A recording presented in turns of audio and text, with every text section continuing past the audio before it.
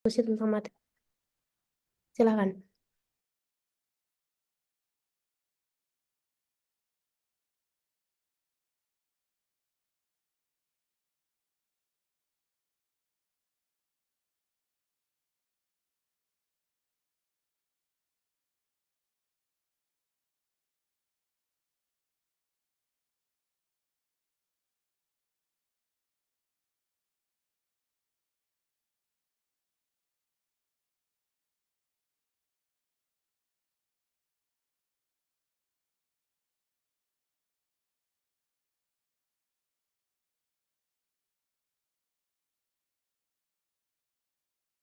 Oke, baik. Saya mulai ya, Bu. Assalamualaikum warahmatullahi wabarakatuh. Yang terhormat, Ibu Dewi Agustin Pratamasari, SEMSM, selaku dosen pengampu mata kuliah Marketing Management, dan teman-teman seperjuangan yang saya banggakan. Pada kesempatan kali ini, izinkan kami, kelompok 9, untuk mempresentasikan materi bab 10, yaitu tentang price. What is the value proportion of worth? Boleh next slide.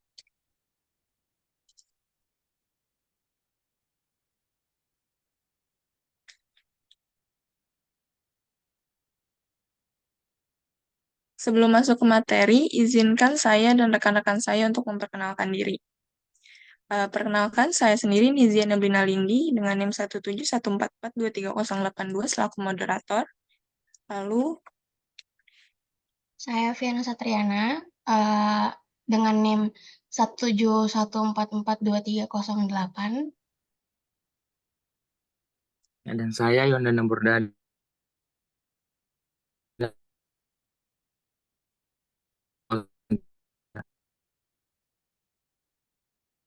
Suara Yunanda kurang stabil ya sepertinya ya.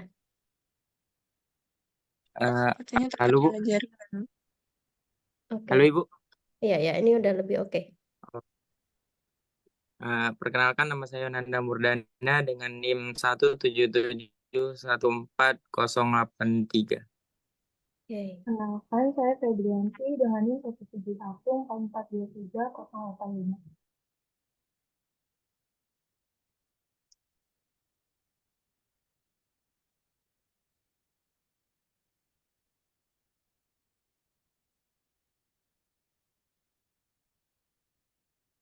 Pada bagian pertama ini, kita akan membahas sub bab 10.1.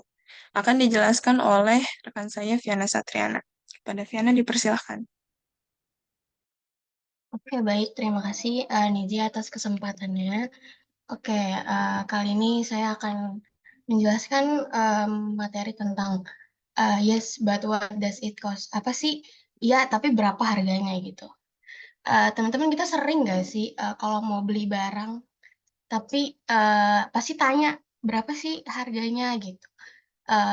Tapi seberapa sering kita kalau beli barang tuh tanpa tanya berapa harganya. Tapi kalau misalnya harga itu nggak sepenting itu, mungkin kita udah bisa beli apapun yang kita mau ya.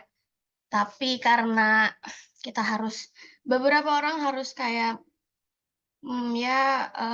mempertimbangkan harganya sebelum membeli. Oke. Jadi kali ini kita sebagai marketing itu penting untuk menentukan harga penawaran baru sehingga konsumen bersedia mengeluarkan uang mereka untuk beli produk kita nih. Oke.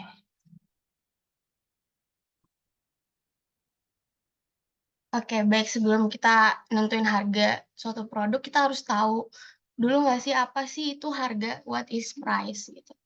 Harga adalah penetapan nilai atau jumlah yang harus ditukarkan konsumen untuk menerima penawaran atau produk.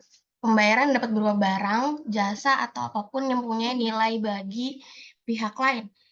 Seperti yang kita tahu, sebelum masyarakat itu menggunakan uang koin, uang kertas, atau alat tukar, masyarakat itu terdahulu itu melakukan pembayaran atau transaksi dengan menukarkan barang yang mereka miliki dengan barang yang dibutuhkan. Kegiatan ini tuh dinamai dengan sistem barter ya teman-teman. Tapi banyak nih dari sistem baterai ini tuh memiliki kekurangan ketika kita menggunakannya. Kesulitan antara lain tuh kayak kesulitan untuk menemukan yang sama-sama saling membutuhkan di waktu yang tepat. Terus juga dalam harga yang ditukarkan tuh tidak ada standarisasinya yang jelas. Karena ini adalah kesepakatan dua belah pihak, jadi mau setara atau enggak barang yang ditukarkan itu persetujuan kedua belah pihak gitu. Namun di era sekarang yang semakin berkembang teknologi dan pengetahuan, uang tidak hanya berbentuk koin dan kertas, melainkan ada yang berbentuk digital. Di sini kita ngambil contohnya adalah Bitcoin ya, yang terkenal. Contoh uang digitalnya Bitcoin. Ini adalah salah satu uang pengeluaran dari kripto. Uang digital ini juga cukup kontroversial dan agak sulit dipahami. Tapi karena itu dia jadi langsung naik nih. Dia kayak alternatif yang dikasih, permasalahan yang solusi dari permasalahan kita yang dikasih oleh Bitcoin. Makanya kenapa dia jadi agak terkenal sekarang ini dan cukup kontroversial. Tapi apa sih yang bikin Bitcoin ini tuh kontroversial? Bitcoin ini menawarkan model terdesentralisasi menggunakan teknologi blockchain. Bitcoin itu di luar kendali dari pemerintah atau nggak ada perantara kayak bank atau pihak ketiga gitu, teman-teman. Yang dari proses pengumpulan biaya transaksinya, tapi berarti transaksinya hanya dari orang ke orang. Atau nggak ada catatan tentang membuka potensi ini munculnya Bitcoin transaksi ilegal. Makanya kenapa Bitcoin ini cukup kontroversial ya teman-teman. Oke, dan di sini juga ada e-wallet, e-wallet, dompet digital, menghilangkan resiko ya. Ini semua contoh-contoh ini tuh uang digital atau e-wallet tuh menghilangkan resiko penipuan kartu kredit yang menarik penjahat untuk mencuri informasi pelanggan dan nomor kartu kredit. Oke, di sini ada tujuan penetapan harga. Ada profit objective, tujuan keuntungan atau laba. Tetapkan harga untuk memungkinkan margin keuntungan. Ketika strategi penetapan harga ditentukan oleh tujuan laba, fokusnya pada tingkat target pertumbuhan laba atau margin laba bersih yang diinginkan. Tujuan laba penting bagi perusahaan yang percaya bahwa laba adalah memotivasi atau memegang saham untuk berinvestasi dari suatu perusahaan. Strategi penetapan harga yang memaksimalkan keuntungan seluruh portofolio daripada berfokus pada biaya profitabilitas masing-masing produk. Yang kedua, contohnya itu kayak lebih baik memberi harga yang sangat tinggi pada suatu produk dan kehilangan penjualan jika keputusan tersebut menyebabkan pelanggan membeli produk yang memiliki margin keuntungan lebih tinggi. Oke, kalau yang kedua, ini ada sales or market share objective, atau tujuan kayak penjualannya itu untuk menggapai jangkauan pasar yang lebih luas. Mengembangkan penawaran harga dalam rangka meningkatkan pangsa pasar. Jadi, apakah menetapkan harga itu dimaksud untuk meningkatkan jangkauan pasar, berarti menetapkan harga produk lebih rendah dibandingkan pesaing, namun menurunkan harga nggak selalu tuh diperlukan untuk meningkatkan jangkauan pasar jika produk yang kita punya itu memiliki keunggulan yang kompetitif. Menjaga harga pada tingkat produk yang sama perusahaan lain dapat memenuhi tujuan penjualan dan perang harga atau kayak ya saling menjatuhkan harga gitu, dapat berdampak negatif ketika konsumen berpindah dari suatu produsen ke produsen lain, hanya karena harganya tuh berubah. Oke, yang ketiga di sini ada kompetitif efek objektif atau tujuan efek kompetitif mengubah penetapan harga untuk meningkatkan penjualan pengenalan produk baru oleh pesaing. Oke, tujuan kepuasan pelanggan. Bukan, maksudnya tujuan efek kompetitif, maaf. Terkadang strategi itu merancang rencana penetapan harga untuk melemahkan upaya pemasaran pesaing. Perusahaan mungkin sengaja tuh mencoba mencegah atau mengurangi dampak perubahan harga oleh pesaingnya. Oke. Yang keempat, ada customer satisfaction objective atau tujuan kepuasan dari pelanggan ya. Mengubah tingkat harga agar sesuai dengan harapan pelanggan. Banyak nih perusahaan yang kita fokus pada kualitas percaya bahwa keuntungan itu dihasilkan dan menjadikan kepuasan pelanggan sebagai tujuan utama. Perusahaan percaya bahwa jika mereka hanya berfokus pada keuntungan jangka pendek, mereka akan kehilangan tujuan mempertahankan pelanggan untuk yang jangka panjang. Yang terakhir ada imagination objective atau tujuan peningkatan gambar ya, atau misalnya mengubah kebijakan penetapan harga untuk mencerminkan peningkatan penekanan pada kualitas produk. Di sini fungsi penetapan harga itu meningkatkan citra yang sangat penting ya, teman-teman. Terutama pada produk kayak produk mewah yang memiliki harga tinggi dan menarik bagi konsumen yang sadar akan status gitu.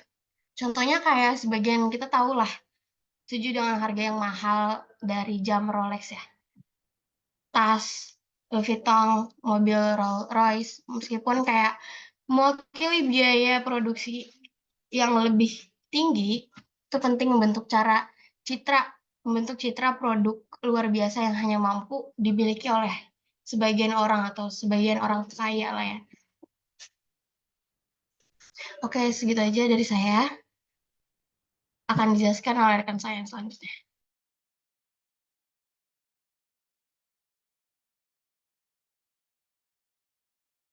Baik, selanjutnya saya akan menjelaskan tentang cost, demand, revenue, and the pricing environment. Jadinya,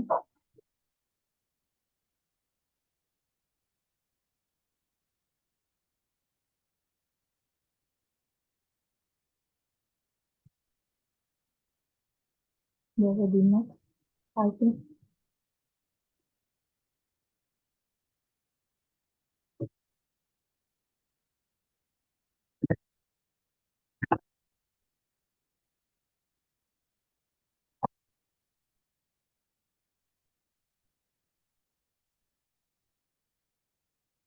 Nah, selanjutnya ada estimate demand. Nah, setelah memutuskan tujuan penetapan harga, selanjutnya adalah memulai nih proses penetapan harga yang sebenarnya. Nah, untuk menetapkan harga yang tepat, tentunya harus memahami berbagai faktor seperti kuantitatif maupun kualitatif yang dapat menentukan keberhasilan atau kegagalan strategi penetapan harga nantinya. Di sini ada kurva permintaan. Kurva permintaan itu apa sih? Kurva permintaan itu adalah bentuk garis yang menghubungkan antara harga dengan barang yang diminta oleh konsumen. Nah, kurva permintaan itu biasanya menunjukkan semakin rendah harga, maka semakin tinggi nih barang yang diminta oleh konsumen. Begitu pun sebaliknya. Kurva permintaan itu bisa disebabkan oleh berbagai faktor. Misalkan barang itu sendiri, terus ada barang pengganti atau substitusi, ada pendapatan konsumen, preferensi konsumen, tren, dan preferensi pasar. Di sini ada kurva untuk produk normal dan produk prestige. Yang dimana di produk normal tersebut dapat digambarkan bahwa saat harganya, di sini untuk garis vertikal itu adalah harga, sedangkan garis horizontal itu adalah barang yang diminta oleh konsumen. Saat harganya 50, barang yang diminta itu hanya 60, sedangkan saat harganya turun menjadi 30, barang yang diminta justru naik jadi 100. Itu termasuk dengan hukum permintaan, karena pada saat harganya naik, jumlah permintaannya turun. Begitupun sebaliknya, pada saat harganya turun, jumlah permintaannya akan naik. Contohnya, misalkan saat harga mangga itu naik, maka yang minta untuk membeli mangganya itu akan turun. Dan saat harga mangganya itu turun, maka pelanggan yang akan membeli mangga tersebut akan naik. Nah, di sampingnya itu ada barang prestige, di mana kebalikan dari produk normal, yaitu untuk produk prestige ini, pada saat harganya naik, justru yang membelinya juga akan naik. Contoh dari barang prestige itu adalah mobil mewah, perhiasan, jam tangan Rolex, yang dimana kenaikan harga mengakibatkan peningkatan jumlah permintaan karena mereka menganggap bahwa produk tersebut lebih berharga. Di sini dapat dilihat bahwa saat harganya turun, yang beli akan sedikit, dan saat harganya naik, yang beli juga akan naik. Yang dimana mereka menganggap bahwa jika harganya turun, produk tersebut kurang diminati oleh konsumen, dan sebaliknya jika harganya naik, produk tersebut berarti diminati oleh konsumen. Yang dimana gambar kurva itu melengkung ke atas, terbuka menghadap ke kiri. Boleh di next. Nah, selanjutnya ada pergeseran kurva permintaan, yang dimana mengacu pada perubahan posisi keseluruhan kurva permintaan suatu barang atau jasa dalam sebuah pasar. Nah, pergeseran pada kurva permintaan ini berarti bahwa pada harga tertentu, permintaan menjadi lebih besar dari sebelum terjadinya pergeseran. Contohnya ini ada gambar kurva permintaan, yang dimana pada saat harga 60, permintaannya hanya 80. Terus pada saat harga yang sama yaitu 60, permintaannya naik nih jadi 200.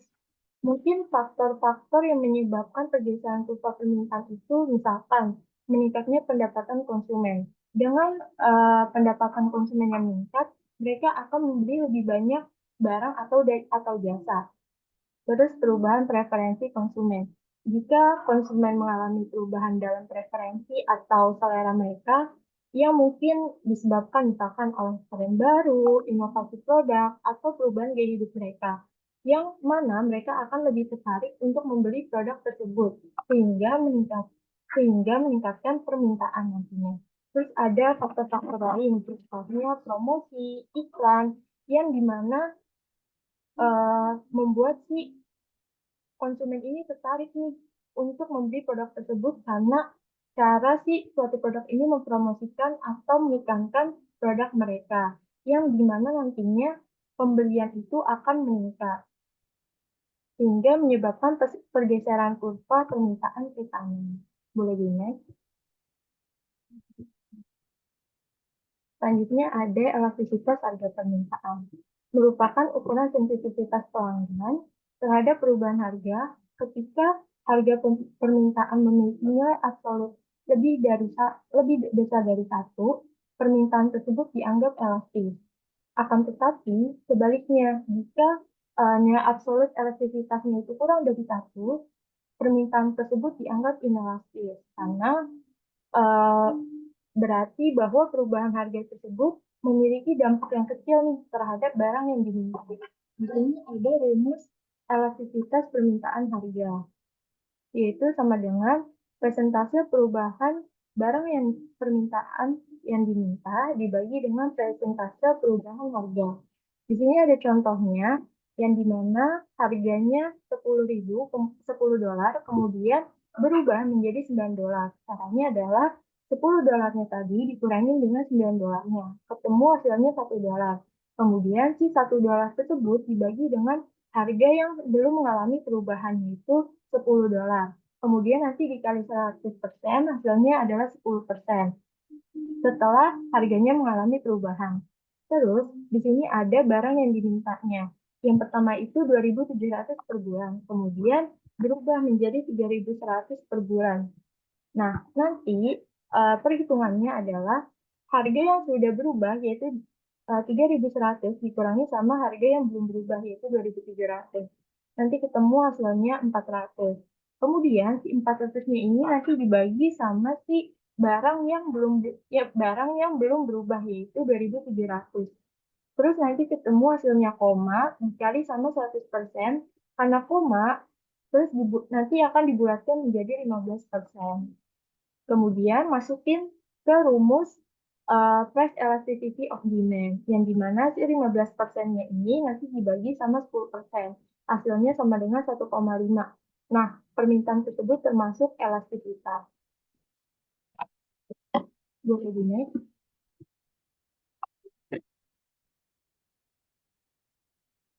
Selanjutnya ada determinant cost.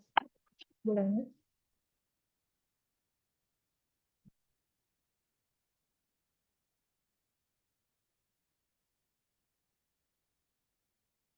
Boleh dinaik.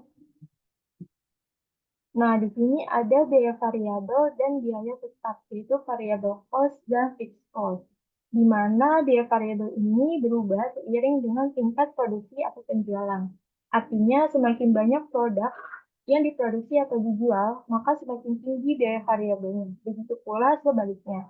Contoh dari biaya variabel itu apa sih? Contohnya ada bahan baku, terus ada gaji yang langsung dibayarkan kepada pekerja yang terlibat dalam proses produksi, terus ada biaya distribusi, yaitu seperti biaya pengiriman, dan juga ada komisi penjualan.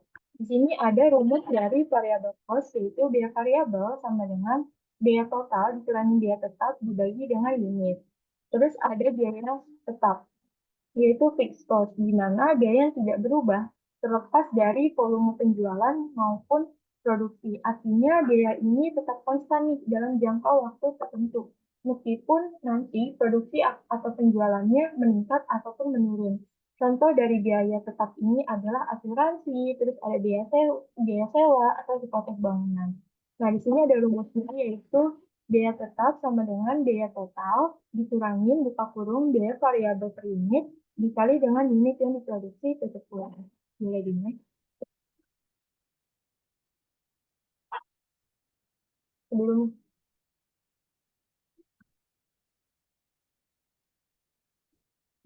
di sini ada contoh soal dari variable cost dan fixed cost. Contoh dari variable cost itu misalkan biaya produksinya sebesar 100 juta. Kemudian fixed cost-nya itu 10 juta dan juga perusahaannya itu memproduksi 5.000 barang. Jadi cara perhitungannya adalah si 100 jutanya ini nanti dikurangi dulu sama si 10 jutanya. Kalau udah ketemu hasilnya kan 90 juta, kemudian nanti dibagi dengan 5.000.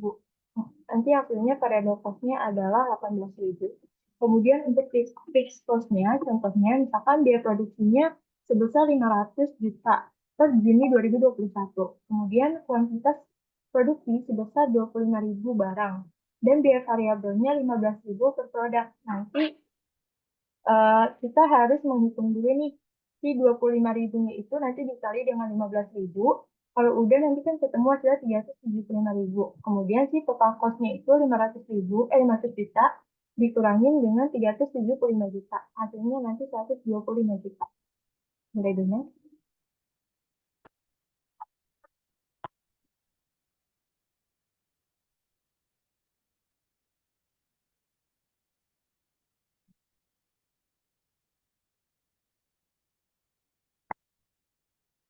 Boleh dulu. Nah, selanjutnya ada break-even analysis, di mana metode analisis yang digunakan untuk menghitung titik impas atau break-even point dalam suatu usaha atau produk. Apa sih break-even point itu? Break-even point adalah titik di mana total pendapatan sama dengan total biaya, yang nantinya si perusahaan ini tidak akan mendapatkan keuntungan maupun kerugian yang terjadi. Nah, break-even analysis ini adalah alat yang sangat berguna untuk membantu si manajer atau pemilik usaha nantinya dalam mengambil keputusan terkait harga, volume penjualan, dan strategi bisnis lainnya. Di sini ada rumus untuk break-even point dalam unit dan break-even point dalam dolar. Di mana break-even point dalam unit itu sama dengan total fixed cost dibagi dengan contribution per unit to fixed cost. Yaitu misalkan total fixed cost-nya $200.000. Terus contribution per unitnya to fixed cost itu $50. Nanti kalau udah dibagi hasilnya sama dengan 4.000 dalam unit. Terus untuk dalam dolar itu break-even point dalam dolar yaitu rumusnya total fixed cost dibagi dengan 1 dikurangi variable cost per unit terus dibagi sama price. Nanti contohnya misalkan total fixed cost-nya itu tadi $200.000. Kemudian dibagi dengan 1 dikurangin variable cost per unitnya itu $50. Kemudian price-nya itu $100. Nanti kalau udah $50 dibagi dulu sama $100, hasilnya $0,5. Kemudian satunya dikurangi sama $0,5, hasilnya 0,5 juga. Kemudian si $200.000 itu dibagi sama $0,5, hasilnya $400.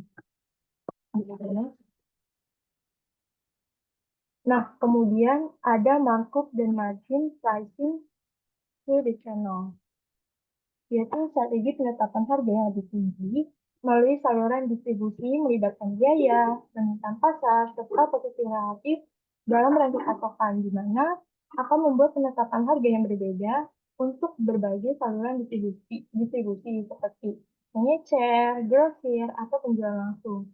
Namun, pada kenyataannya, si produk ini tidak akan langsung dijual kepada konsumen atau pembeli. Sebaliknya, produsen akan menjual produknya itu ke pedagang grosir, distributor, atau pemborong, selanjutnya akan dijual kepada pengecer yang nanti akhirnya akan sampai kepada konsumen akhir. Nah, di pasar organisasi nanti, si produsen dapat menjual produknya kepada distributor yang kemudian akan menjualnya ke pelanggan bisnis. Terus, saluran distribusinya ini akan membeli suatu produk dengan jumlah tertentu dan menambahkan sejumlah markup untuk menciptakan harga di mana mereka akan menjual suatu produk. Nah, jumlah markup ini adalah jumlah kotor dari si marginnya itu, atau disebut dengan margin pengecer atau margin grosir, yang dimana marginnya ini tuh harus besar gitu loh untuk menutupi biaya tetap pengecer maupun pedagang grosir. Dan kalau misalkan ada sisanya, itu nanti untuk keuntungan suatu produk tersebut. Boleh Dina? Nah, selain permintaan sama biaya, ada juga faktor-faktor di lingkungan eksternal perusahaan ketika menetapkan harga.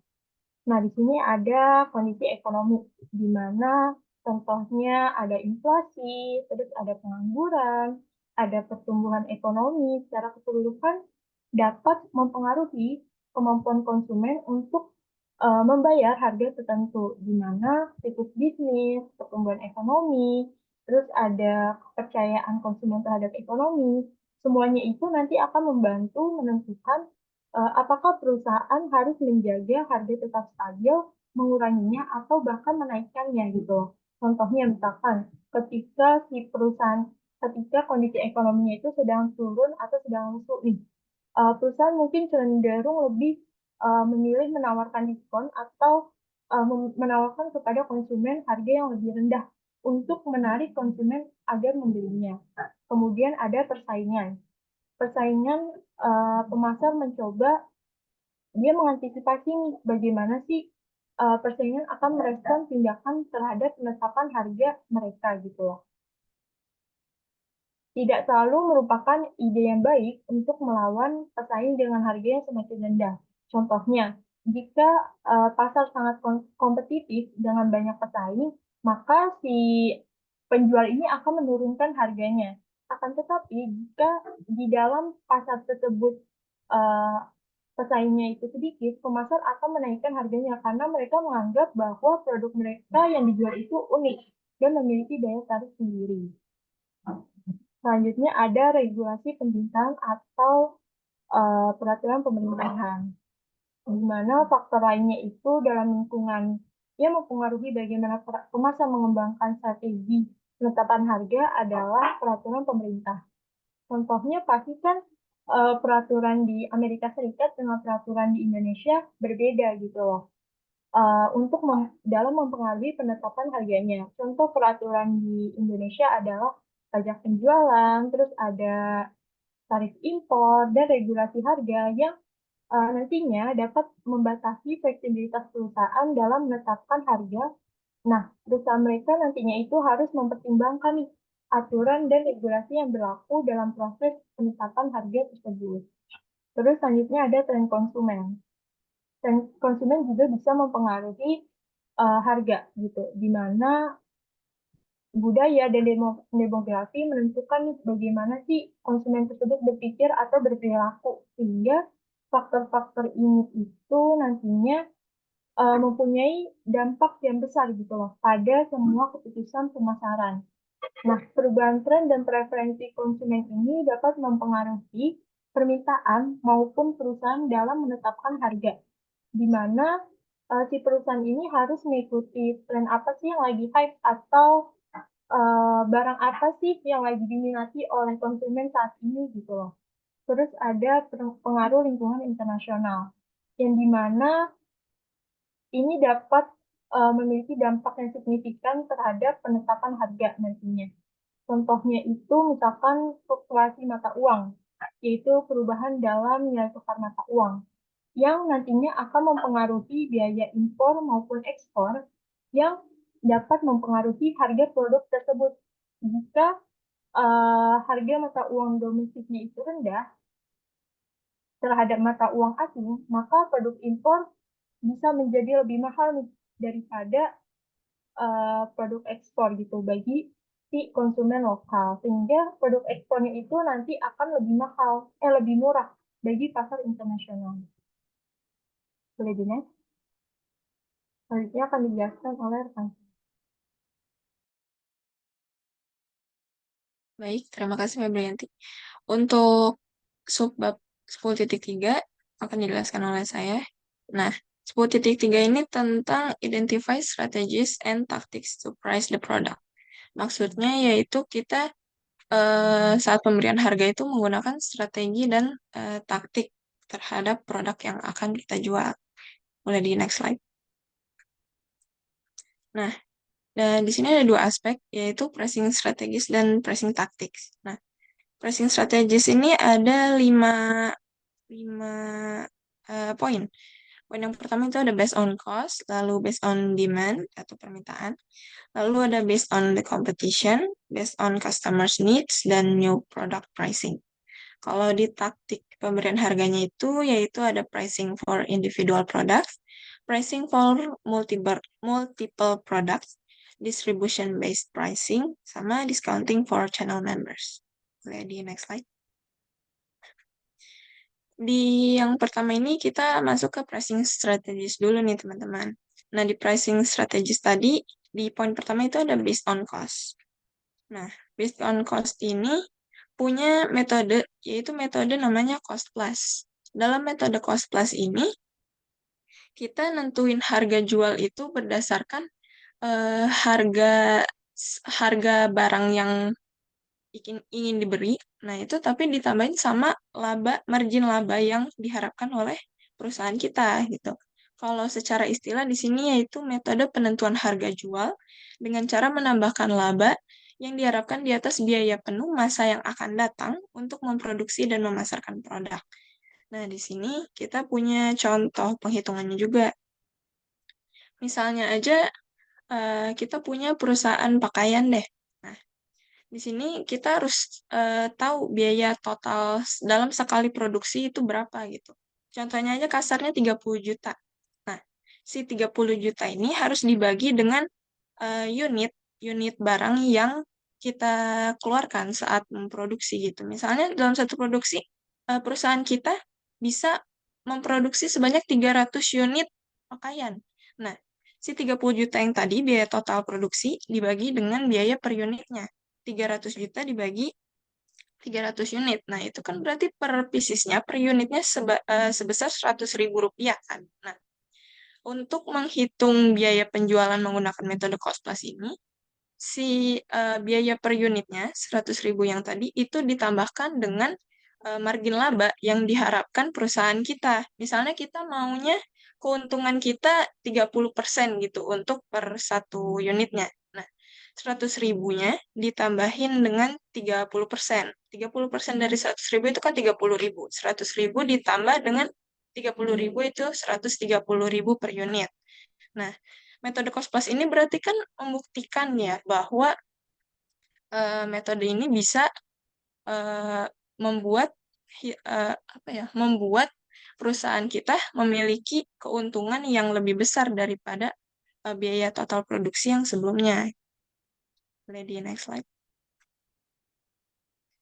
Nah, pricing yang strategis yang kedua itu ada based on demand. Di sini ada metode target costing. Dalam metode target costing ini, sebuah perusahaan itu harus merencanakan harga produk sebelum memproduksi produk baru. Sebenarnya target costing ini tujuannya untuk mengefisienkan modal kita, tapi bisa memberikan laba yang lebih besar juga. Contoh dari penghitungannya itu, misal kayak tadi deh kita punya perusahaan baju. Nah, kita harus tahu nih riset pasar di pasaran itu harga bajunya berapa. Misalnya 100.000 per unit. Nah, kita pengen kita tuh punya laba 25% dari harga pasar. Nah, itu kan berarti jatuhnya adalah lebih besar 25.000 kan. Nah, untuk menghitung target cost-nya itu margin ada harga dari riset pasar itu kan tadi 100.000. Nah, dikurangi dengan margin laba yang kita inginkan tadi. Nah, 100.000 dikurangin 25.000 yaitu 75.000. Nah, di sini kita tuh harus menekan biaya produksi kita. Karena biaya produksi kita itu misalnya nih, padahal produksi kita saat ini di atas 75.000 itu. Nah, itu kita harus menekan sampai maksimalnya 75.000 agar lebih efisien secara cost-nya dan juga labanya masih kita bisa kejar gitu. Perusahaan kita harus menyesuaikan biaya dengan mengurangi total biaya saat ini hingga ke target cost yang sudah diakumulasikan tadi. Oke, next slide. Untuk yang kedua, dalam based on demand ini, ada metode yield management. Nah, yield management ini merupakan manajemen strategi harga bagaimana perusahaan dapat menjual produk yang tepat, target konsumen yang tepat, dan juga di waktu yang tepat. Nah, ini tuh dalam yield management berlaku teori permintaan. Seperti yang dipaparkan oleh Febri juga, tadi ada teori permintaan. Yaitu semakin tinggi permintaan, maka semakin besar pula harga yang diberikan. Nah, ini biasanya banyak digunakan oleh penjual buah gitu ya. Contohnya aja waktu musim mangga gitu. Kalau misalnya lagi rame, lagi musim kan, itu biasanya penjual memanfaatkan gitu. Harganya bakal dinaikin. Nah, tapi kalau misalnya udah nggak musim, pasti harganya balik ke normal lagi. Seperti itu. Boleh di next slide. Lalu, di sini ada pricing strategis poin ketiga, yaitu based on competition. Dalam based on competition ini, ada price leadership. Nah, price leadership ini, contoh sederhananya itu ketika perusahaan punya kendali, punya reputasi yang besar, lalu karena dia punya reputasi tersebut, bisa mengendalikan harga produk pasar, seperti itu. Jadi, mau nggak mau, pesaing-pesaing dari perusahaan tersebut harus mengikuti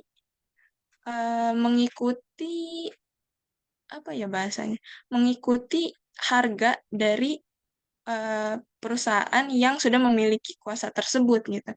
Nah, pemimpinan harga tersebut terjadi ketika perusahaan terkemuka di industri mampu memberikan pengaruh yang cukup di sektor tersebut gitu. sehingga perusahaan dapat secara efektif menentukan harga barang dan jasa atau layanan di pasar tersebut. Contohnya kayak di industri penerbangan tuh banyak. Kalau misalnya misalnya kita sebut aja yang paling bereputasi tinggi itu kan kayak Garuda Indonesia. Nah, itu misalnya aja dia menetapkan harga untuk penerbangan domestik itu 5 juta deh. Nah, kalau pesaing-pesaingnya seperti Lion Air, Batik Air, Citylink, dan maskapai lain menetapkan harga di bawah itu, didapatkan dua kemungkinan. Yang pertama rugi, kalau enggak kualitasnya diturunkan untuk menyesuaikan dengan harga, seperti itu. Nah, kalau mau menarik customer dengan kualitas yang kualitas yang sepadan juga dengan harganya, pasti harganya juga mau nggak mau harus menyesuaikan pasarnya, akan dinaikkan kembali, seperti itu. Nah, untuk poin pricing strategis yang keempat, itu ada based on customers needs. Maksudnya yaitu berdasar kepada kebutuhan pelanggan. Di sini kita punya metode EDLP. EDLP itu artinya everyday low pricing. Nah, everyday low pricing itu kayak bahasanya, artinya setiap hari harga rendah, harga murah. Nah, kok bisa? EDLP adalah strategi penetapan harga di mana perusahaan menetapkan harga rendah, harga murah secara konsisten setiap hari atau dalam jangka waktu yang lama. Nah, kalau kalian pernah dengar tagline kayak Giant, seperti yang saya tulis di situ, kayak hanya di Giant tempat belanja termurah. Nah, itu adalah tagline bahwa si supermarket itu menerapkan EDLP, Everyday Low Pricing, di dalam pelayanannya, seperti itu. Boleh di next slide. Poin kelima itu ada New Product Pricing. Di sini terdapat 3 poin dalam New Product Pricing, yaitu yang pertama ada metode skimming pricing. Nah, skimming pricing itu penetapan harga produk di mana perusahaan menetapkan harga di awalnya tuh akan mahal dulu, lalu kemudian diturunkan seiring berjalannya waktu. Untuk contoh yang paling sering kita lihat deh, kayak pasti di sini juga teman-teman banyak yang pakai kan, kayak dari Apple Inc. Nah, contohnya itu dia punya produk Apple iPhone. Misalnya aja waktu pas pertama iPhone 11 rilis, itu waktu tahun 2019 kalau nggak salah. Harganya 12-13 juta. Nah, tapi waktu seiring berjalannya waktu dengan adanya seri-seri setelah iPhone 11 itu harga iPhone 11-nya menurun.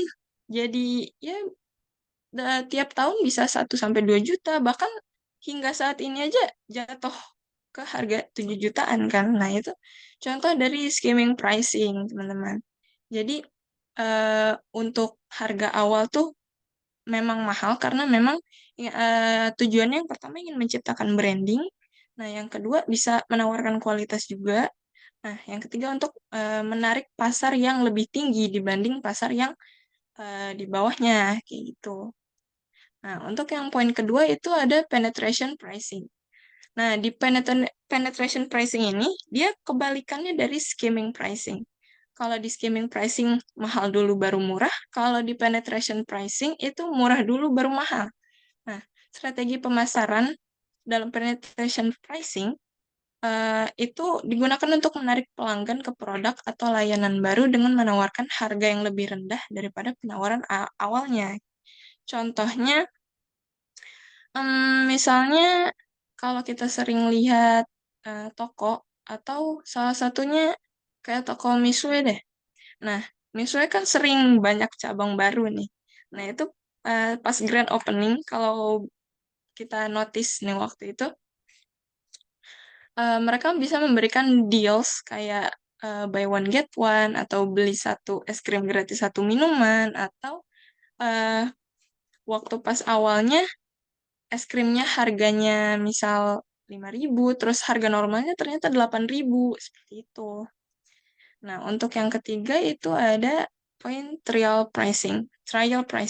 Nah, trial pricing ini lebih menekankan pada eh, pelanggan tuh punya pilihan loh, mau mencoba dulu atau mau langsung merasakan experience yang berkualitas dari paket premiumnya. Kayak misalnya contohnya di Spotify nih.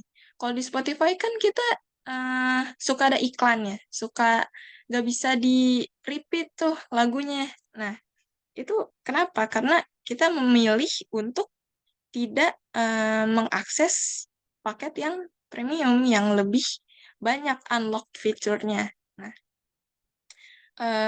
tapi itu adalah salah satu strategi untuk kalau kita preferensi pelanggannya ingin merasakan experience yang lebih bagus, nah itu kita harus beli seperti itu. Tapi kalau misalnya kita tidak tidak terlalu terganggu dengan adanya fitur yang masih nggak bisa terbuka gitu, ya itu memang apa ya, masih dibebaskan kita untuk memilih seperti itu. Boleh di next slide. Nah, kita masuk ke aspek kedua yaitu pricing tactics atau taktik dalam memberi harga pada produk yang akan kita jual. Nah, di sini kita punya poin pertama yaitu pricing for individual products atau memberi harga pada produk yang singular atau bahasa di sini tuh eceran ya. Nah, di sini kita punya tiga poin, yaitu poin pertama ada two part pricing. Nah, ini maksudnya itu ketika kita sebagai konsumen harus membayar dua biaya. Yang pertama ada biaya tetapnya, yang kedua adalah biaya penggunaannya. Misal kita jadi member golf club.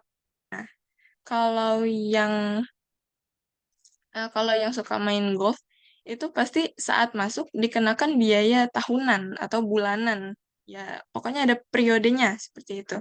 Nah, tapi saat di dalam lapangan itu kita dikenakan biaya lagi. Kayak semisal untuk menyewa alat, sesimpel menyewa alat atau eh, membayar sesi putaran golfnya dan lain sebagainya itu kan jadi mengeluarkan biaya 2 kali seperti itu.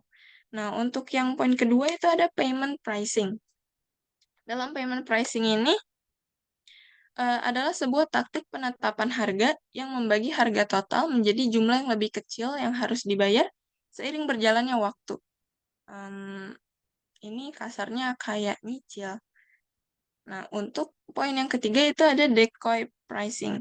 Nah, di decoy pricing ini adalah strategi di mana penjual menawarkan setidaknya 3 produk serupa. Nah, dua di antaranya tuh biasanya lebih unggul daripada produk yang ketiga.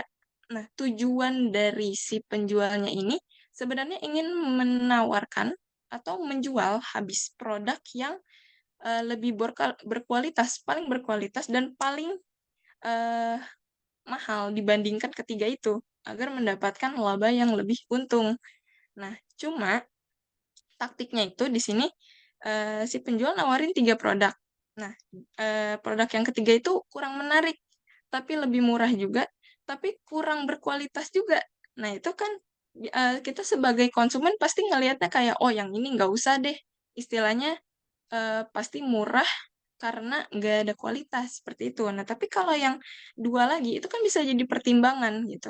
Nah, di di antara kedua ini itu mereka biasanya menawarkan produk yang agak setara. Nah, yang misalnya kayak eh, produk yang A dengan yang B itu secara perbandingan itu apple to apple, namun dengan eh, harga dan kualitas yang tidak terlalu beda jauh. Jadi preferensi konsumen tuh masih bisa memilih di antara 2 item yang memang labanya tinggi. Seperti itu. Boleh di next slide. Yang kedua ada pricing for multiple products atau plural products yang lebih dari satu.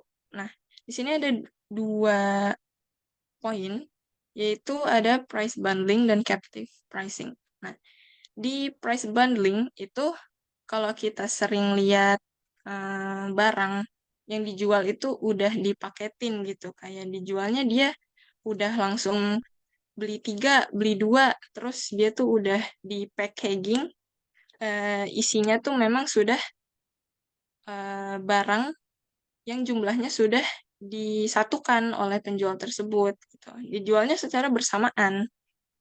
Nah, untuk yang kedua itu ada captive pricing. Di captive pricing ini adalah taktik penetapan harga untuk 2 item yang harus digunakan bersama. Nah, tapi kalau dilihat secara terpisah itu salah satunya lebih murah. Nah, tapi salah satunya itu lebih mahal karena labanya aja datangnya dari item yang lebih mahal tersebut gitu. Misalnya aja di sini ada produk cukur gitu, kayak contohnya merek Gillette. Nah, itu sebenarnya yang bikin mahal tuh razornya, si siletnya. Nah, tapi kalau untuk gagang cukurnya, itu sebenarnya nggak begitu mahal. Jadi, labanya itu datang dari item yang lebih tinggi harganya. Oke, boleh di next slide. Nah, lalu ada taktik ketiga dan keempat. Yang ketiga itu ada distribution based pricing. Nah, di sini adalah menetapkan harga produk yang akan dijual berdasarkan cara pendistribusiannya. Misalnya kalau kita ngirim ke pelanggan yang dekat atau yang jauh atau yang luas itu berbeda, bisa lebih murah, lebih mahal, tapi tergantung apa ya? Ini kayaknya berlaku untuk penjual-penjual yang homemade industry mungkin ya, kayak bisa mengadjust, bisa mengatur bagaimana harganya itu dapat diefisienkan berdasarkan distribution base-nya. Soalnya kalau perusahaan besar mungkin udah berbeda hal karena distribution-nya kan tidak berasal dari company itu sendiri seperti itu. Nah, untuk yang keempat ada discounting for channel member. Nah, ini misalnya aja kalau kita daftar member suatu brand gitu. Nah, ini kita dapat keempat keuntungan ini. Nah, keempatnya ini yang pertama ada trade discount. Trade discount ini maksudnya adalah kita dapat diskon real time dari penjual atau supplier aslinya gitu sebelum ke member. Jadi secara eksklusif kita tuh dapat diskon yang mana itu tuh buat kita aja sebagai membernya. Nah, seperti itu. Untuk yang kedua ada quantity discount. Quantity discount itu kayak grosir kasarnya. Semakin kita banyak membeli, semakin murah, semakin didiskonin gitu. Nah, untuk yang ketiga itu ada cash discount. Di cash discount ini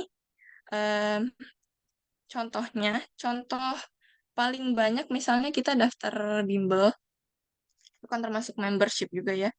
Nah, di situ tuh kalau kita bisa membayar langsung cash, misalnya kita harusnya jatuh tempo dalam 12 bulan gitu, tapi kita bisa bayar cash langsung semua dalam waktu 10 bulan gitu. Nah, untuk yang 12 bulan itu kita harus membayar 10 juta. Tapi kalau kita bisa membayar dalam waktu 10 bulan aja itu dipotong. Kita punya diskon jadi cuma 8 juta, misalnya kayak gitu. Nah, untuk poin keempat yaitu ada seasonal discount, yaitu kayak diskon musiman atau tren. Ya, diskon musiman ini digunakan untuk mendorong konsumen untuk membeli barang yang sebenarnya dibutuhinnya tuh pada waktu mendatang, waktu setelahnya. Kalau misalnya nggak butuh-butuh banget tapi ingin membeli karena melihat diskonnya, nah itu sering terjadi seperti itu. Boleh di next slide. Oke. Untuk selanjutnya akan dijelaskan oleh rekan saya, Yonanda Murdana. Kepada Yonanda dipersilahkan. Oke, Apakah suara saya terdengar jelas? Oke. Dengar. Selanjutnya yaitu ada pricing and electronic commerce, yaitu penetapan harga dan perdagangan elektronik, yaitu di mana suatu penjual menetapkan harga atau jasa sesuai dengan sesuai dengan penjualan atau keuntungan. Penetapan harga ini adalah aspek yang paling penting dalam perdagangan elektronik. Nah, untuk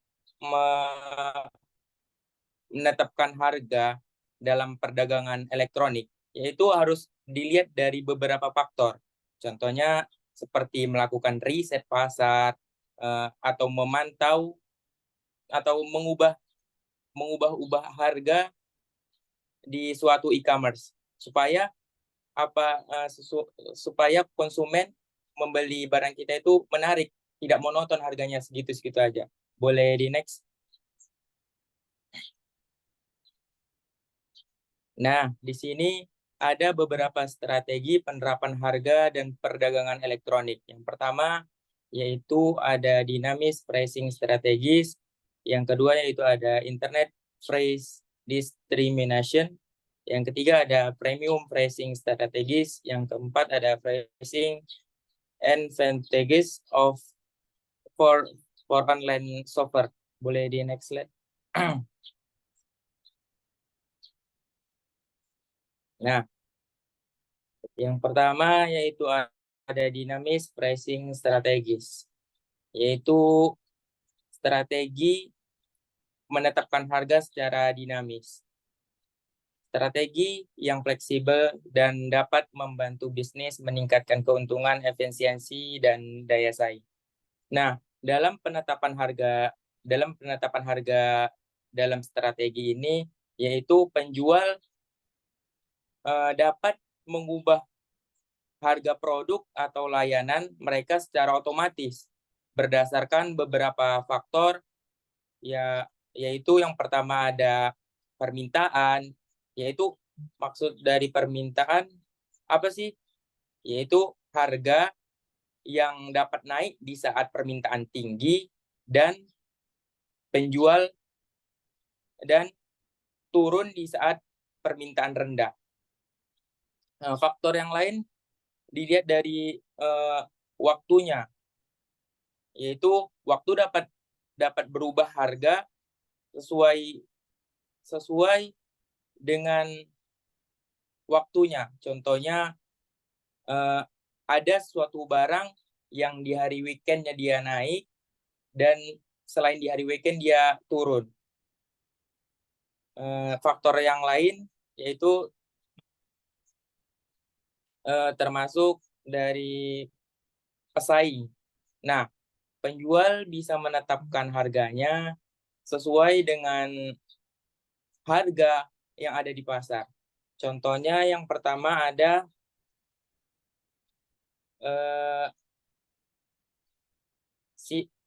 aplikasi pembelian online. Contohnya seperti Shopee. Shopee menetapkan harganya itu secara dinamis. Jadi misalnya seandainya satu produk harganya 150.000 di waktu tertentu atau di saat lagi jualannya laris, di situ penjual menurunkan harganya karena dia udah tahu faktor-faktor tertentu. Nah, selanjutnya yaitu ada contohnya maskapai penerbangan. Maskapai penerbangan ini memakai dinamis pricing strategis ini. Kenapa? Karena harga tiket pesawat itu tidak menetap. Kan dia bisa berubah-ubah waktunya tergantung bisa berubah-ubah waktunya sesuai dengan hari. Contohnya hari besar dia menaik, contohnya di hari-hari biasa dia menurun gitu. Kalau contoh selanjutnya yaitu ada hotel. Hotel pun memakai strategis dinamis pricing ini karena perhotelan itu memakai ini apabila bisa dia hotel ini memahalkan harga per kamarnya apabila lagi musim liburan atau di saat hari-hari besar. Boleh di next slide.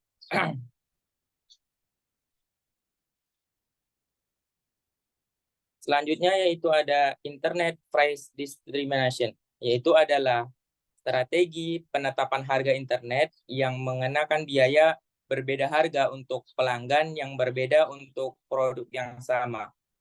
Nah, di sini maksudnya yaitu layanan internet. Jadi, layanan internet ini menggunakan strategi yang dimana setiap orang itu tidak sama harganya. Contohnya, yang pertama itu ada paket internet. Nah, di paket internet ini di sini contohnya paket internet Telkomsel. Di paket internet Telkomsel ini sistem layanan internet ini membagikan diskon atau membagikan diskon ke salah satu orang dengan beberapa harga. Contohnya di layanan orang promo harga layanan internetnya mahal dan di sebelah dan di orang yang lain promo internetnya itu murah. Nah, itu cara kerja layanan internet.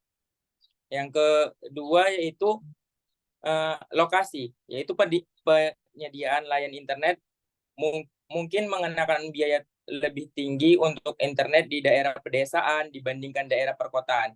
Nah, jadi apabila di daerah pedesaan ini lebih mahal, itu sudah sistem atau udah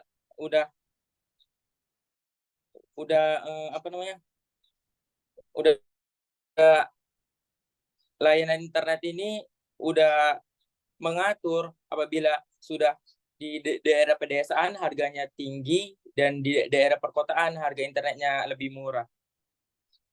Selanjutnya yaitu ada penawaran khusus.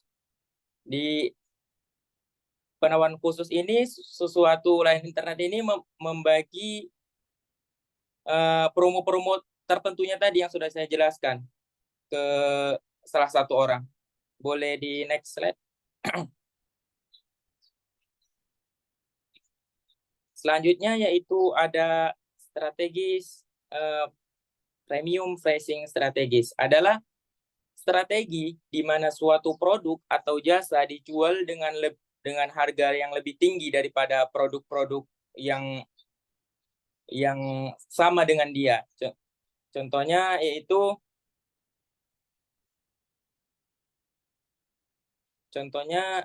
Gucci. Produk dari Gucci ini lebih mahal daripada produk-produk pakaian biasanya. Karena apa? Karena Gucci ini dilihat orang sudah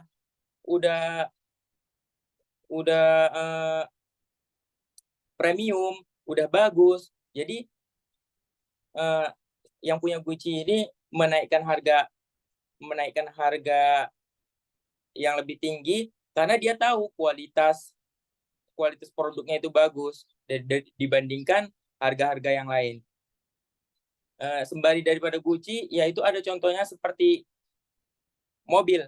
Nah, contohnya orang rela membeli barang, contohnya mobil Lamborghini. Kenapa? Karena dia tahu kualitas barangnya itu sudah bagus, sudah terjamin, jadi dia berani mengeluarkan uangnya untuk mobil tersebut dibandingkan mobil-mobil yang lebih murah di bawahnya. Kenapa suatu penjualan itu menaikkan harga yang lebih tinggi? Karena ia membangun merek yang eksekutif, yaitu harga yang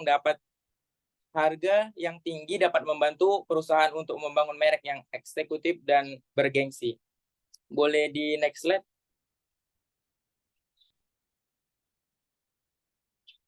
Yang terakhir yaitu ada pricing advantages for online software, yaitu adalah salah satu daya tarik utama belanja online yang akan mendapat keuntungan yang diperoleh pembeli. Yaitu maksudnya yaitu di sini keuntungan harga untuk pembeli online. Apabila pembeli contohnya di e-commerce Shopee, di situ diadakan spesial diskon.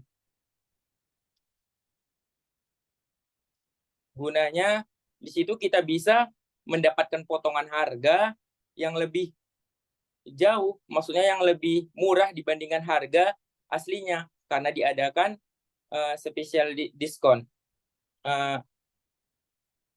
Dan contoh lainnya seperti Fastlight, yaitu di mana seorang penjual ini menurunkan harganya di waktu tertentu, yang dimana di situ ia bisa menjualkan barang yang lebih banyak lagi. Mungkin bisa di next slide.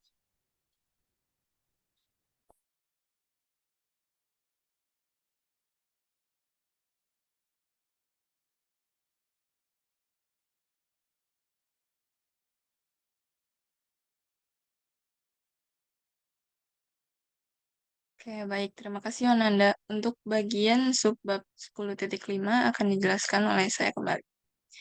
Nah, di sini kita punya psychological, legal, and ethical aspect of pricing. Boleh di next slide. Nah, untuk poin yang pertama itu ada psychological issues in pricing. Nah, ini maksudnya adalah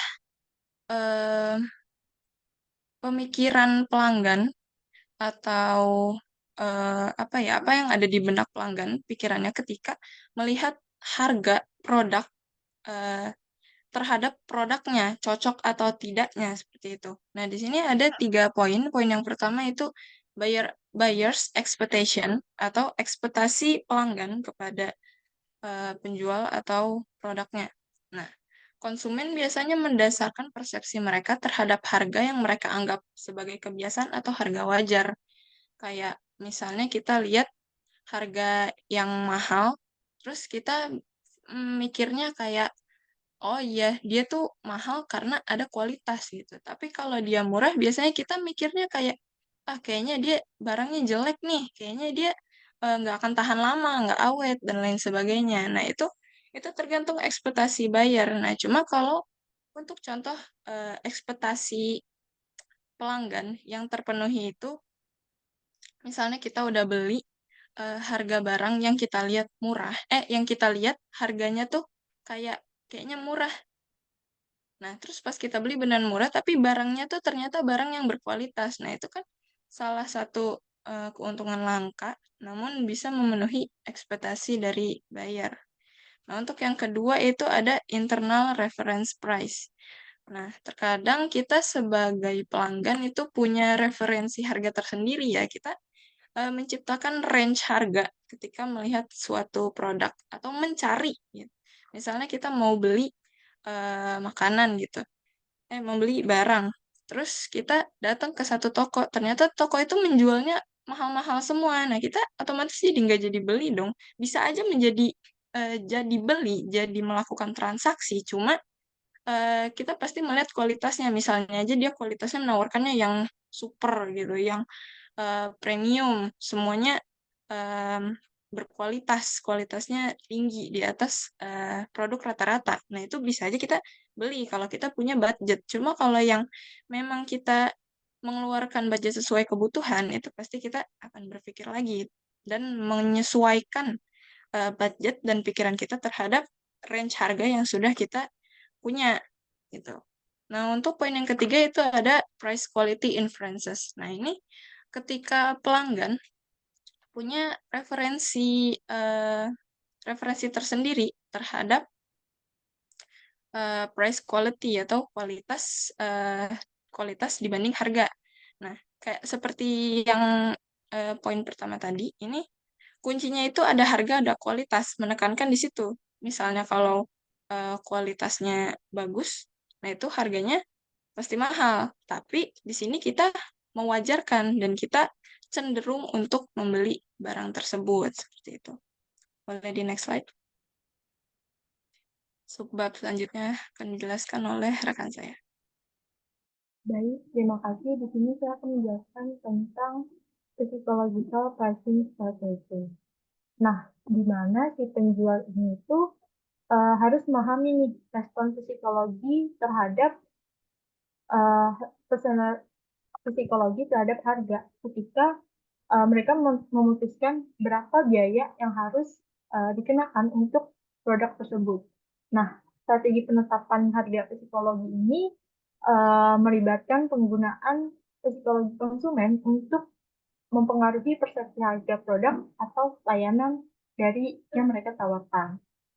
Nah, di sini ada odd even pricing, yang dimana itu penetapan harga untuk suatu produk yang dimana harga aslinya itu berakhiran angka ganjil ataupun genap. Misalkan kalian kalau ke supermarket pasti kan ada dijual harga dengan 999 gitu. Belakangnya 99 atau genap misalkan 10.000 gitu loh.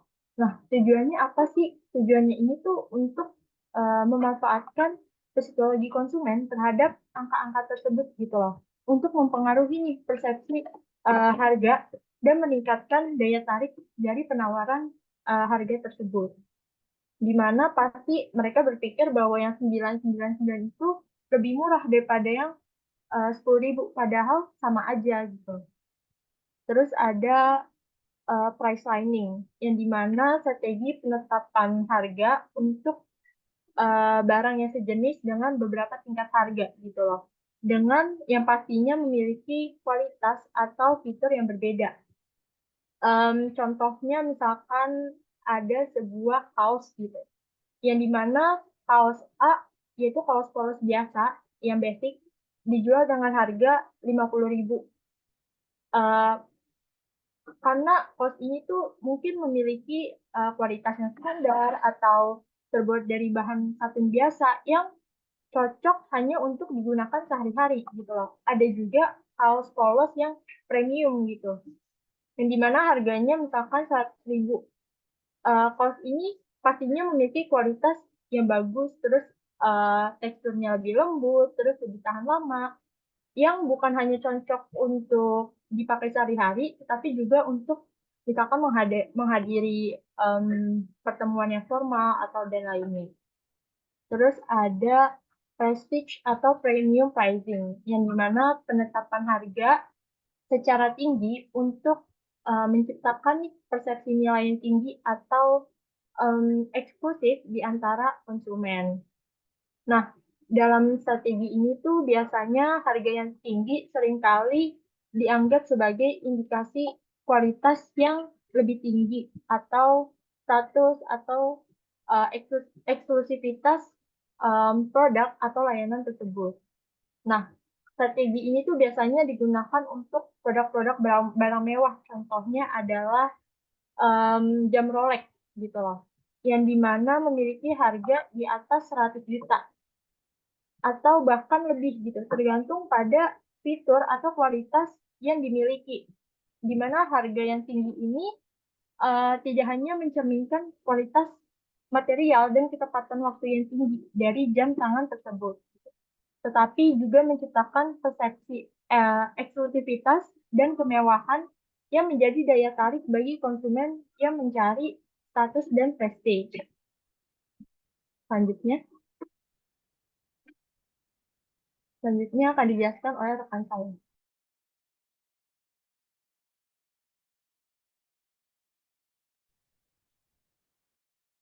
Selanjutnya yaitu legal and ethical consideration in B2C pricing, yaitu pertimbangan hukum dan etika dalam penetapan harga. Nah, harga B2C ini atau business to customer ialah harga yang ditetapkan oleh perusahaan untuk produk atau jasanya yang dijual langsung kepada konsumen. Dalam menetapkan harga ini, perusahaan atau company itu perlu mempertimbangkan dua aspek yang penting, yaitu mempertimbangkan dari segi hukumnya dan mempertimbangkan dari segi etikanya. Nah, pertimbangan dari segi hukumnya yaitu perusahaan harus memastikan bahwa harga yang ditetapkan tidak melanggar hukum pesaing usaha. Contohnya, perusahaan tidak boleh melakukan monopoli atau kartel yang dapat mengakibatkan harga yang tidak wajar. Dia itu harus menetapkan harganya sesuai dengan pasar yang lain. Tidak boleh dia mengasih harga itu lebih murah daripada barang-barang yang lain. Yang selanjutnya ada pertimbangan dari segi etika, yaitu harga yang ditetapkan harus adil bagi konsumen dan perusahaan. Apabila tidak bisnis to customer ini, apabila salah satu keduanya tidak adil, maka itu tidak sah. Perusahaan harus mempertimbangkan dari segi biaya produksinya, dari biaya pemasarannya, dan keuntungan yang wajar. Mungkin boleh di next slide.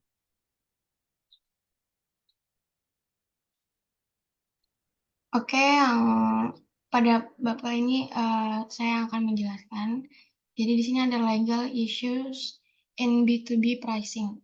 Jadi masalah hukum dalam penetapan harga B2B. Yang pertama di sini ada illegal B2B price discrimination atau kayak diskriminasi harga B2B yang ilegal. Peraturan diskriminasi harga mencegah perusahaan menjual produk yang sama ke supplier dan grosir berbeda dengan harga jika praktik tersebut mengurangi persaingan. Jadi di sini ada kayak undang-undang dari Robinson-Patman kayak mencakup peraturan yang melarang diskriminasi dalam perdagangan antar negara. Peraturan diskriminasi itu untuk mencegah perusahaan menjual produk yang sama ke pengecer atau grosir berbeda dengan harga jika praktik tersebut yang mereka praktikan gitu. Jadi ada untuk kayak kasih penawaran itu, jadi undang-undang itu tuh secara khusus itu melarang penawaran ekstra kayak diskon, kupon, jaminan, atau kayak diskon pengiriman gratis. Yang kedua di sini ada price fixing atau kayak penetapan harga. Penetapan harga di sini terjadi ketika dua perusahaan atau lebih bekerja sama untuk mempertahankan harga pada tingkat tertentu. Penetapan harga ini terjadi ketika dua perusahaan itu bekerja sama, saling mempertahankan harga pada tingkat tertentu ya. Jadi di sini ada penetapan harga secara horizontal dan penetapan harga secara vertikal. Kalau penetapan secara horizontal itu terjadi ketika para pesaing yang membuat produk yang sama bersama-sama menentukan harga yang akan dikenakan kepada mereka masing-masing. Penetapan itu secara paralel ya antara perusahaan-perusahaan dalam industri yang terdapat sedikit penjual. Oke, untuk penetapan harga secara vertikal itu terjadi ketika produsen atau pedagang berusaha memaksa si konsumen itu menetapkan harga untuk produk mereka. Ketika penetapan harga vertikal terjadi, si konsumen ini tuh menjual produknya harus menggunakan harga yang disarankan sebagai harga yang kalau misalnya kita beli eceran sama beli beli yang langsung banyak gitu kan pasti harganya beda.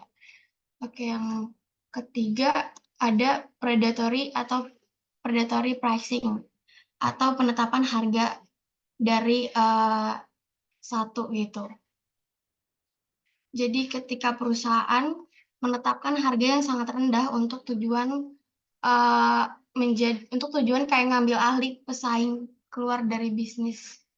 Itu jadi ketika perusahaan itu udah bikin nih harganya sangat rendah, jadi jadi mengambil alih pasar kan. Jadi mengambil alih pasar karena beliau beliau bisa mengasih harga yang sangat rendah, maka itu mereka tuh kayak punya monopoli gitu. Jadinya mereka bisa berbalik langsung kalau kayak menggandakan harganya.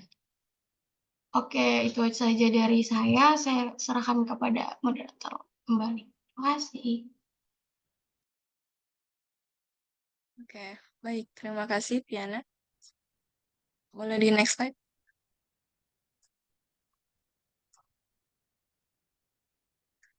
Oh, oke, cukup. Mungkin cukup sekian dari presentasi dari kelompok 9 pada pertemuan kali ini. Semoga materi yang kami sampaikan dapat dipahami dan bermanfaat untuk kita semua. Selanjutnya kita masuk ke sesi tanya jawab nih. Bagi teman-teman yang ingin bertanya, silakan menggunakan fitur raise hand terlebih dahulu dan menunggu untuk dipersilahkan ya.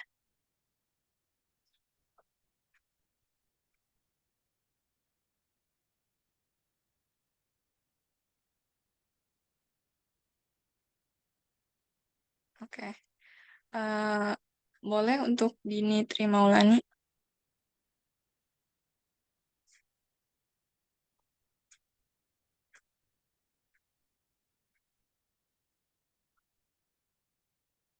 Maaf, Dini suaranya belum ada. Apa mau diketik?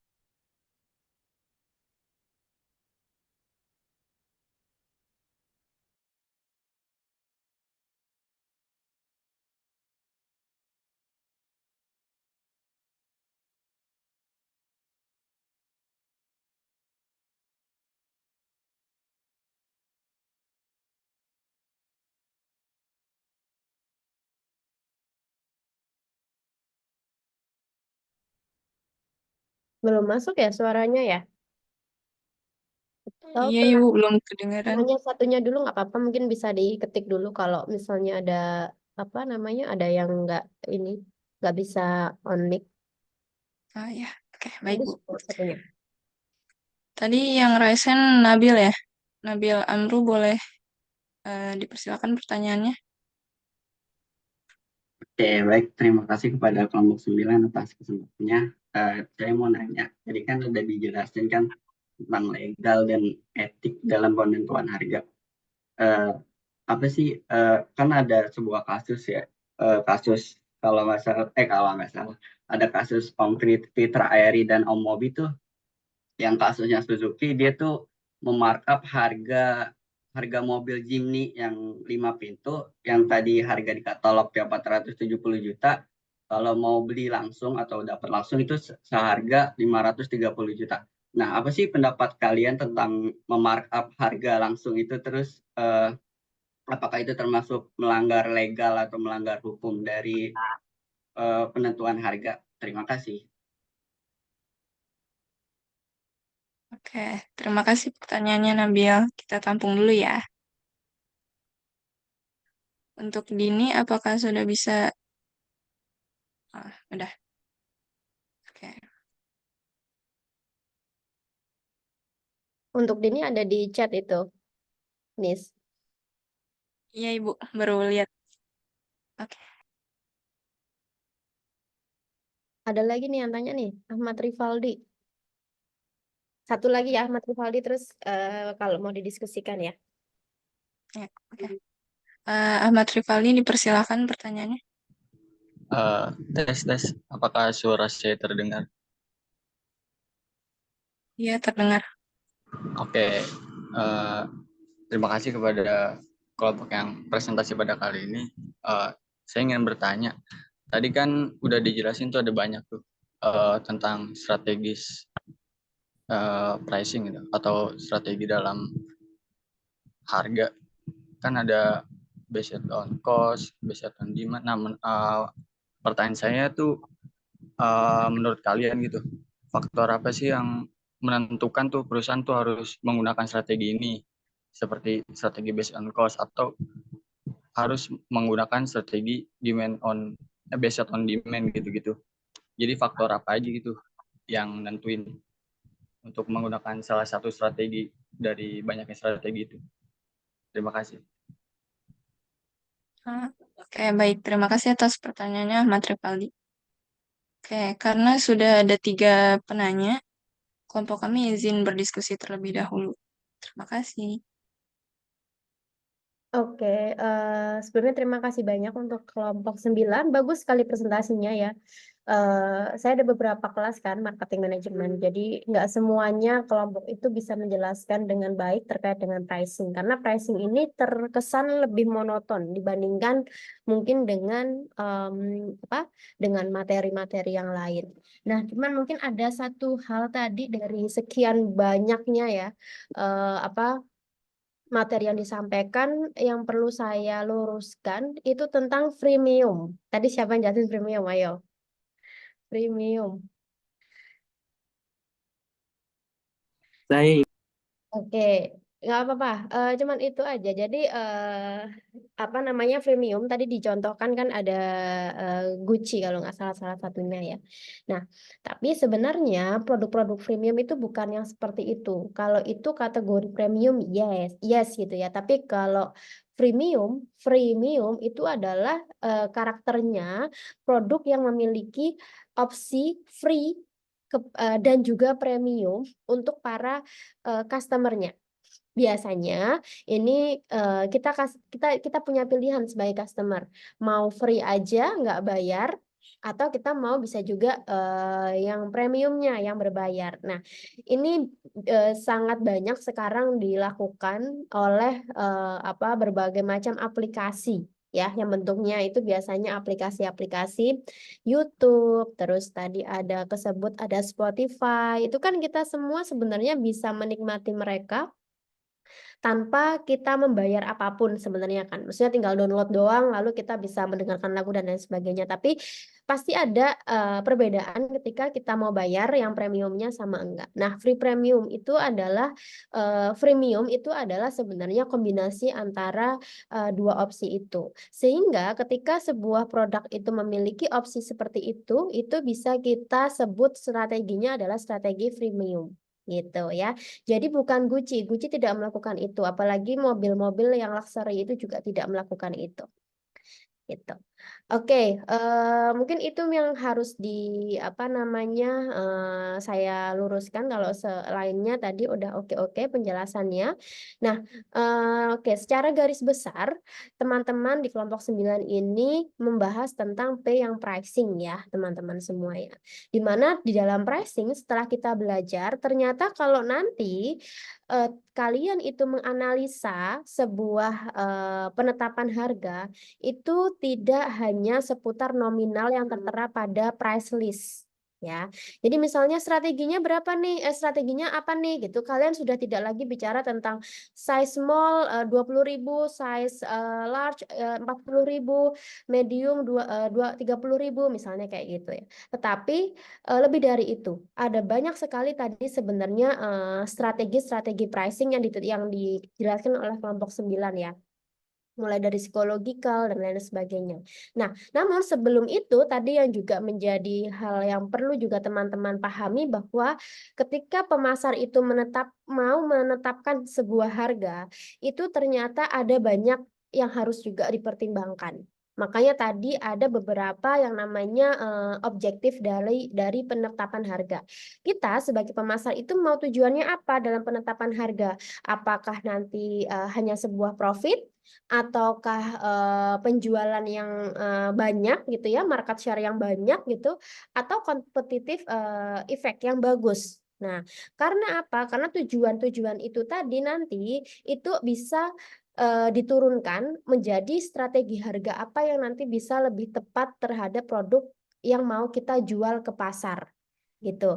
Jadi tadi ada banyak sekali ada penetapan harga ya, ada tujuannya itu macam-macam. Ketika misalnya nih, ketika teman-teman itu mau tujuannya itu adalah profit ya, tentu nanti mungkin harga di akhir itu akan berbeda dengan kalau kalian yang punya tujuan market share.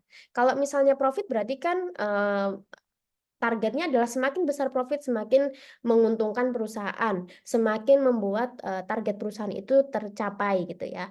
Nah, sedangkan kalau misalnya market share itu adalah yang penting itu banyak orang tuh mau beli produk kita. Nah, oleh karena itu nanti pasti turunannya berbeda. Strategi mana yang lebih tepat untuk profit objektif dan juga market share. Itu salah satu contohnya juga gitu ya. Dan tadi kalau melihat berbagai apa namanya hal yang bisa juga mempengaruhi kondisi penetapan harga ya. Nah, mungkin tadi terkait dengan salah satu pertanyaan yang tadi disampaikan terkait bagaimana Jimny itu bisa dibuat sedemikian mahal akhirnya. Saya nggak begitu mengikuti sebenarnya, tapi karena saya dengar dari suami saya suka ngomongin itu, jadi kayak oh ya ada sesuatu yang nggak logis di situ. Nah, mungkin nanti dijelasin sama kelompok ini ya untuk jawabannya. Tapi yang jelas ada berbagai macam faktor yang akhirnya juga sebenarnya bisa mempengaruhi penetapan harga dari sebuah produk. Nah, kemudian tadi ada banyak sekali terkait dengan pricing strategi ya. Ada berdasarkan kompetisi, ada berdasarkan customers need, ada apa namanya? Yang mana di dalam ada berdasarkan demand gitu ya, yang mana di dalamnya itu masing-masing nanti bisa mempengaruhi jumlah nominal atau angka yang bisa dibuat oleh si pemasar. Kalau misalnya berdasarkan kompetisi berarti kita harus melihat pasarnya seperti apa. Kalau berdasarkan cost kita bisa lebih melihat berapa biaya yang kita keluarkan sehingga kita harus menjualnya berapa. Nah, yang banyak sekali strategi itu yang new pricing produk ya. Produk-produk baru itu biasanya lebih banyak strategi pricing yang bisa ditetapkan. Tadi ada skimming pricing, ada penetration pricing, ada trial pricing, dan lain sebagainya. Jadi macam-macam banget ya. Jadi kalau nanti nih misalnya di podcast kalian mau bahas tentang pricing tuh banyak banget yang mau bisa dibahas. Nggak cuma nominal dan juga size-size yang berbeda. Misalnya kopi gitu ya dibedakan menjadi beberapa size. Lalu kalian sebut segini nominalnya. Jadi nggak hanya itu, tetapi ada banyak sekali pricing strategi yang bisa kita analisa dari sebuah produk. Oke, kurang lebih seperti itu, tapi karena terlihat banyak, karena memang strategi pricing ini luar biasa banyak sekali, gitu. Oke, kelompok 9 sudah ready untuk menjawab? Karena ada kelas selanjutnya ya. Silakan.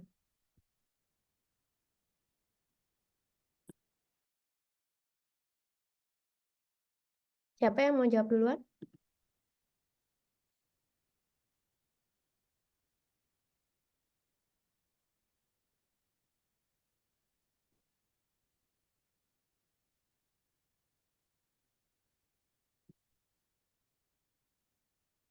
Kelompok 9.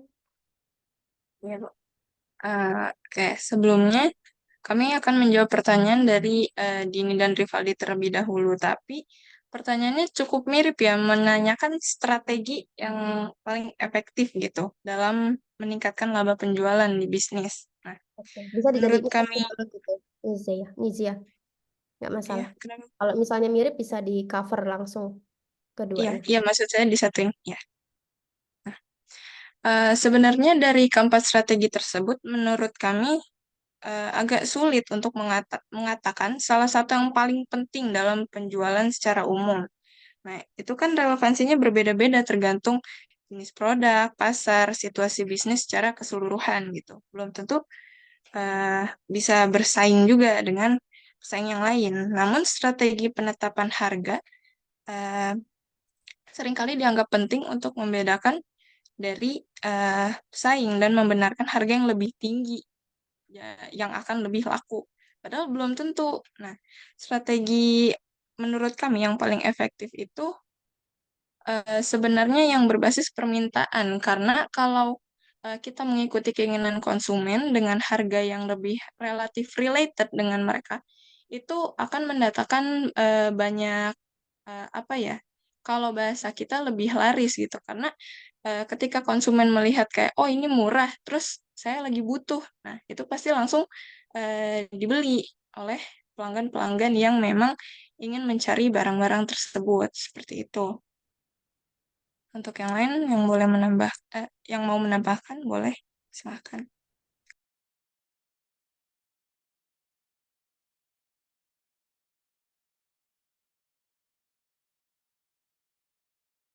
Oke, kalau nggak ada dari saya mungkin ya. Jadi sebenarnya kalau terkait dengan keefektivitasan ya, itu kita bisa kembalikan ke tujuan penetapan harga tadi, Nisia. Ya, jadi apapun sebenarnya strateginya itu akan efektif kalau dia sesuai sama tujuannya. Nah, oleh karena itu kita sebenarnya nggak bisa langsung mengkotak-kotakan bahwa ini paling efektif nih strategi A, strategi B, atau strategi C. Karena itu bisa sangat berbeda impact-nya ke sebuah company karena setiap company itu punya tujuan yang berbeda. Bisa jadi ketika memang company itu punya tujuan adalah market share yang tinggi, maka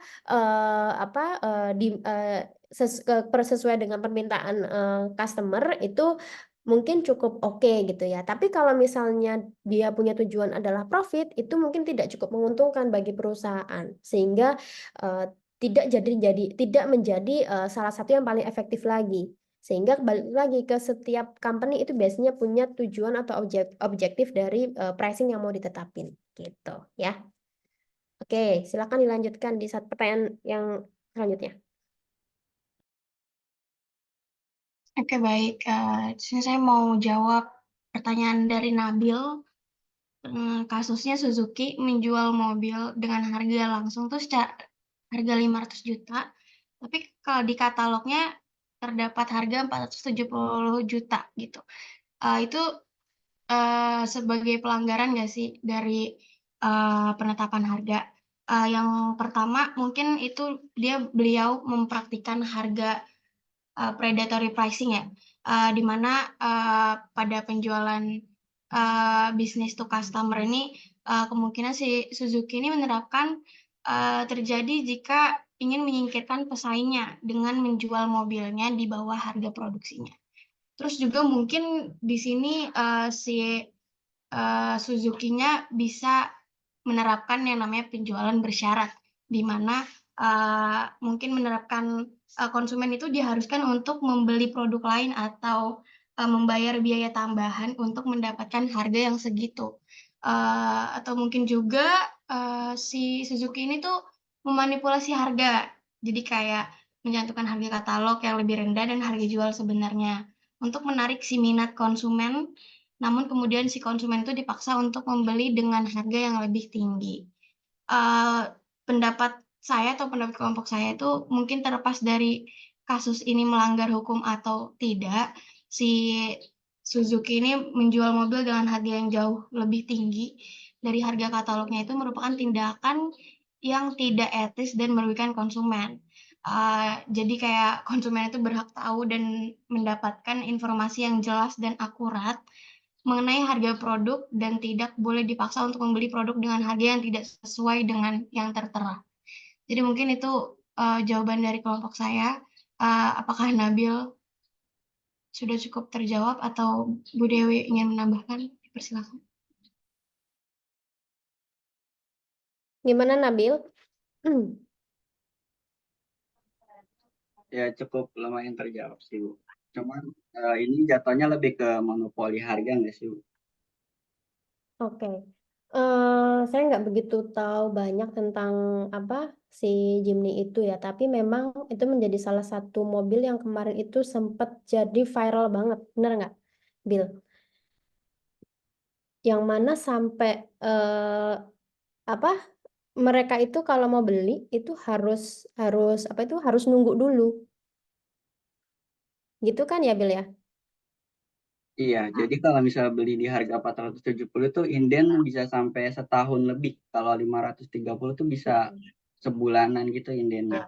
Itu gara-gara digoreng sama apa tuh road road trip apa itu ya yang punyanya mereka geng-geng itu ya, ada Fitra Eri, ada Omobi dan lain sebagainya. Nah, pada dasarnya memang itu menjadi salah satu cara penjualan mobil yang saat ini bisa dibilang cukup cukup berimpact baik ke produk-produk ya. Jadi kalau dulu itu kan kita kalau belum beli mobil mungkin yang pas baru-baru gitu ya, kita paling ke websitenya, terus kita ke salesnya gitu ya. Tapi sekarang kayak sudah sangat wajar ketika kita mau beli mobil itu yang dilihat itu akunnya Fitra Eri, akunnya siapa tuh Omobi, akunnya Ridwan gitu ya. Nah, memang karena beberapa hal yang mereka lakukan sebagai influencer, khususnya di bidang otomotif, itu cukup membuat orang-orang itu sebenarnya trust sama mereka. Nah, ada sisi baiknya adalah kita sebagai customer itu diuntungkan dengan berbagai macam pengetahuan detail tentang otomotif secara free dan detail banget kalau saya dengerin penjelasan para reviewer itu ya. Nah, cuman kadang-kadang memang tidak enaknya ada jadi beberapa mobil, nggak cuma Jimny, tapi beberapa mobil yang bahkan mobil-mobil yang second, yang lama gitu ya, itu digoreng habis-habisan. Jadi harganya itu jadi black market gitu. Dan nyatanya kalau di pasaran itu memang laku.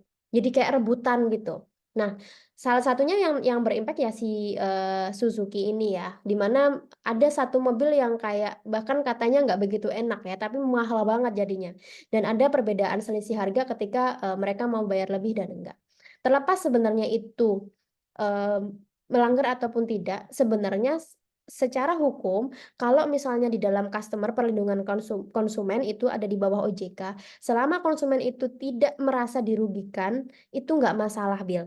Tidak ada namanya pelanggaran hukum konsumen. Jadi kita sebagai konsumen itu kita bisa melapor loh kalau sebenarnya kita dirugikan dengan satu produk itu ada di bawah OJK. Nah, termasuk dalam proses pembelian mobil ini. Karena memang tren dari pasar yang memang demikian, keinginannya demikian, sehingga itu merupakan satu peluang besar bagi brand tersebut untuk memarkup harga yang memang sesuai dengan pasar yang bersedia bayar gitu. Dan kalau kita kaitkan dengan teori atau pelajaran kita pada pricing hari ini, tadi kita belajar tentang beberapa faktor eksternal yang bisa mempengaruhi dalam penetapan harga. Salah satunya adalah tren konsumen. Nah, tren konsumen yang cukup banyak disetir oleh berbagai influencer besar ini akhirnya membuat orang yang punya uang itu akan berlomba-lomba untuk membayar mobil yang saat itu dianggap menjadi mobil yang cukup hits, cukup harus punya nih gitu. Bahkan waktu itu warna pun aja jadi mainan ya, warna ini gitu. Nah, itu selama kalau memang tidak ada laporan dari konsumen dan tidak ada hal yang memang menipu, itu nggak masalah. Kalau tadi misalnya Bu di brosurnya tapi kan sekian. Nah, memang tapi kan nggak masalah, kita tetap bisa pakai brosur yang itu asalkan memang kita mau menunggu. Yaitu itu kayak semacam kita kalau mau beli barang, misalnya kita mau beli barang cash sama kredit itu pun juga berbeda kan. Kadang-kadang yang ada di OLX misalnya itu adalah yang kredit. Tapi misalnya saya mau beli yang cash nih, itu nggak tertera di situ. Ya tapi kalau saya nggak masalah dengan saya beli cash, biasanya lebih mahal harganya mobil, ya nggak masalah juga, itu bukan sebuah menjadi pelanggaran. Sama persis dengan kasus si Jimny itu. Gitu ya. Semoga terjawab ya. Oke. Aman ya, Bill? Oke, terima kasih Bu. Ada lagi pertanyaan? Sudah semua ya, kelompok 9 ya, untuk dijawab ya. Sudah, Bu. Kalau memang sudah dan tidak ada lagi pertanyaan, terima kasih banyak atas partisipasinya. Saya tidak absen hari ini, saya serahkan ke PJ kelas karena ada kelas lanjutan ya. Sekali lagi terima kasih, bagus-bagus banget presentasinya. Even Yonanda tadi ada yang kepleset, tapi tetap bagus karena semuanya menjelaskan dengan baik ya, mencoba memahami. Jadi nggak semuanya lancar, tapi saya paham strugglingnya belajar dari textbook memang bahasa Inggris ya. Kalian memahaminya itu cukup baik sekali. Oke, saya akhiri. Wassalamualaikum warahmatullahi wabarakatuh. Waalaikumsalam Waalaikumsalam warahmatullahi wabarakatuh. Terima kasih banyak, Bu. Ya.